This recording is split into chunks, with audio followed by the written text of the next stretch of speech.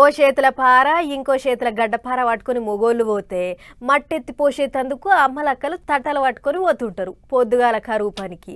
కాలువలు సాఫ్ చేసుడు, గడ్డి గరక లేకుండా నీళ్లు పోయేటట్టు సాఫ్ చేసుడు, రోడ్డెంబడి కప్ప కట్టె లేకుండా చేసుడు, రోడ్ల మీద గుంటలుంటే మట్టితోని పూడ్చుడు, ఓ గిట్ల బొచ్చడు పనులు చేస్తుంటారు. ఎండకు జర్రంత షేపు చెట్ల కింద కూర్చొని నిమ్మల పడతారు. ఇక అందరు ఉంటారు కాబట్టి సంబరం చిన్నగా ఉంటుందా? అందుకనే సంబరానికి ఇగో ఈసొంటి పనులు కూడా చేస్తుర్రు కొంతమంది. పిల్ల మెడల పిల్లగాడు పుస్తకడితే పిల్లగాని మెడల పిల్ల పూలదండేసింది. ఇద్దరు తలవాలు పోసుకుంటుర్రు. ఇద్దరిని పక్క పక్కన కూసోబెట్టి పెండ్లికొచ్చిన పెద్దోళ్ళు ఒడిబియ్యం పోస్తుర్రు.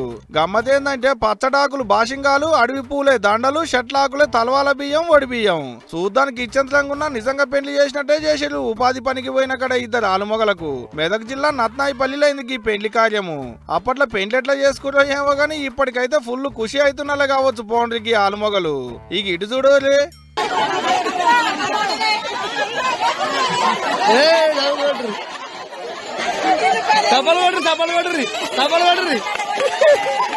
ఈడ కూడా అంతే. కాకుంటే ఈడ పిల్లగాడు ఇద్దరు అక్కలే. వదిన మాటదండ్ల వలస అవుతారు కావచ్చు. ఒకరిని కూసోబెట్టి లగ్గం చేసిరు జగిత్యాల జిల్లాల గిట్లా. ఇగిటు ఎర్రటెండల షర్ల ఉయ్యాలంగిరు పాటలు పాడుకుంటా.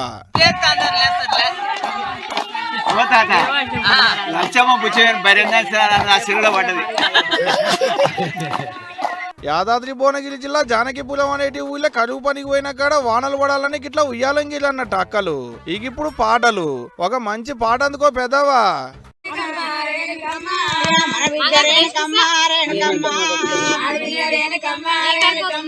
అన్ని సొమ్ములు ఉండే ఓ నాదుడా, మరాసలుండే కదను ఓ నాదుడా.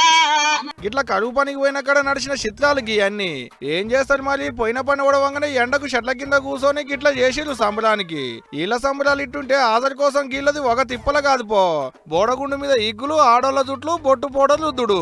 ఆదరి కోసం తిప్పలైనా చూసేటోళ్ళ మురిపోయి చిన్నగా లేదు మళ్ళా.